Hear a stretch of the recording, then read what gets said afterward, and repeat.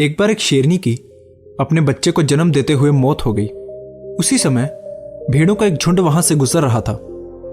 वो शेरनी का बच्चा गलती से उन भेड़ों के झुंड में शामिल हो गया।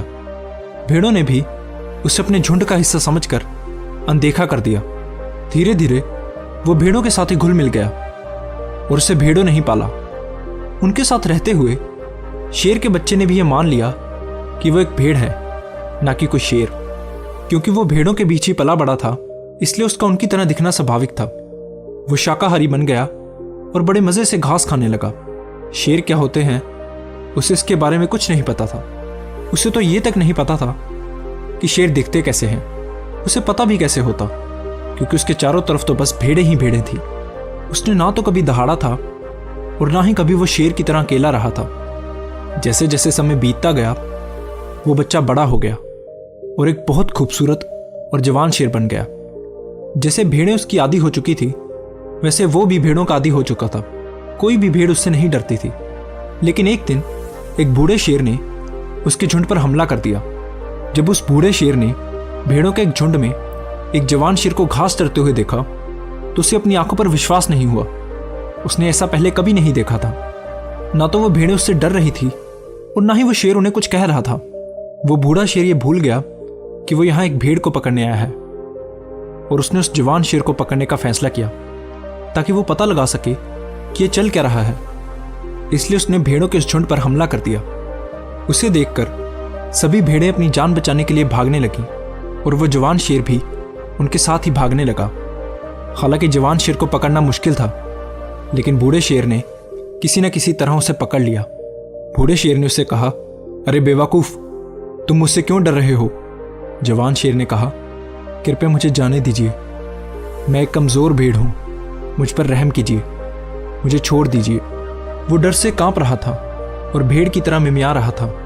बूढ़े शेर को यह समझने में देर न लगी कि माजरा क्या है। बूढ़ा शेर उसे पकड़कर झील की ओर ले जाने लगा, लेकिन वो जवान शेर उसके साथ नहीं जाना चाहता था। उसे लग रहा था कि यह शेर मुझे झील पर ले जाकर मार देगा। उसने उससे बचने की बहुत कोशिश की, लेकिन बूढ़े शेर ने उसे छूटने का मौका ही नहीं दिया और वो उसे खींचकर झील पर ले गया। झील आईने की तरह साफ थी। बूढ़े शेर ने जवान शेर को झील में देखने के लिए कहा। बूढ़े शेर ने कहा, देखो, मेरे चेहरे को देखो और अपने चेहरे को देखो, मेरे शरीर को देखो और पानी में अपने शरीर को देखो। जवान शेर ने रोते रोते झील में देखा। जैसे ही उसने झील में देखा वो चकित रह गया। उसने पहली बार अपने आप को देखा था। उसने पहली बार ये देखा था कि वो एक भेड़ की तरह नहीं बल्कि एक शेर की तरह दिखता है। उसे समझ आ गया कि वो एक शेर है, ना कि कोई भेड़। फिर उसने जोर से दहाड़ा।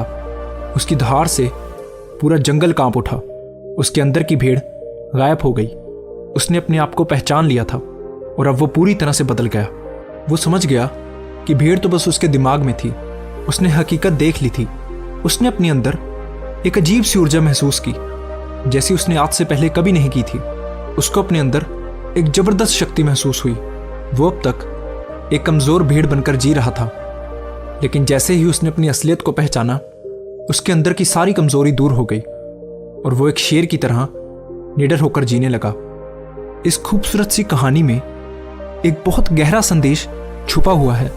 जरा सोचिए कि आपके अंदर भी कितनी अनदेखी प्रतिभाएं और क्षमताएं छिपी हो सकती हैं। आप भी भेड़ों के झुंड से घिरे शेर हो सकते हैं, जिसकी वजह से शायद आपने भी ये मान लिया है कि आप बहुत कमजोर हैं और आपको अपनी असली ताकत के बारे में पता ही नहीं है। आपके आसपास भी ऐसे लोग जरूर होंगे जो हमेशा आपको ये महसूस करवाएंगे कि आप अपनी जिंदगी में कुछ नहीं कर सकते, क्योंकि कहीं ना कहीं आप भी उनके साथ रहते रहते उनके जैसे ही हो गए हैं। आपको ऐसे लोगों की भीड़ से अलग होना होगा और अपनी असली क्षमता को पहचानना होगा। और जिस दिन आपने अपने अंदर के उस शेर की क्षमता को पहचान लिया, उस दिन आपको सफलता के रास्ते पर आगे बढ़ने से कोई नहीं रोक सकता।